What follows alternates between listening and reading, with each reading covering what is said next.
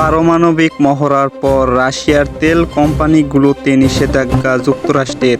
পারমাণবিক মহড়ার পরপরই Russia Ukraine যুদ্ধের শান্তির আলোচনায় আগ্রহ দেখাচ্ছে না এমন অভিযোগ তুলে দেশটির গুরুত্বপূর্ণ দুটি তেল কোম্পানি রোসনেফট এবং লুকঅয়েল এর উপর নিষেধাজ্ঞা আরোপ করছে যুক্তরাষ্ট্র। যুক্তরাষ্ট্রের ট্রেজারি ডিপার্টমেন্ট জানিয়েছে, রাশিয়া ইউক্রেন যুদ্ধ বন্ধ করতে গড়িমসি করছে এবং এই তেল কোম্পানিগুলো ক্রেমলিনের যুদ্ধে অস্ত্রে অর্থায়ন করে থাকে। এই পদক্ষেপের লক্ষ্য হল মস্কোর যুদ্ধ অর্থায়নের ক্ষমতাকে ক্ষতিগ্রস্ত করা।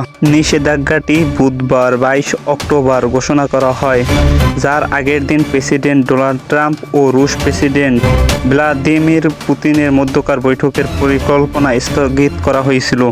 ওই নিষেধাজ্ঞা ঘোষণার দিনই রাশিয়া পারমাণবিক অস্ত্রসহ বড় ধরনের সামরিক মহড়া চালায়। যুক্তরাষ্ট্রের মন্তব্য, মার্কিন ট্রেজারি সেক্রেটারি স্কট বেসেন্ট অবিলম্বে যুদ্ধবিরতির আহ্বান জানিয়েছেন এবং বলেছেন যে পুতিনের সংঘাত বন্ধে অনীহার কারণে এই পদক্ষেপ নেওয়া হয়েছে। অন্যান্য পদক্ষেপ, একই দিনে ইউরোপীয় ইউনিয়ন রাশিয়ার বিরুদ্ধে 19তম নিষেধাজ্ঞা প্যাকেজ অনুমোদন করা হয়েছে। রাশিয়ার তরলকৃত প্রাকৃতিক গ্যাস খাতও অন্তর্ভুক্ত রয়েছে।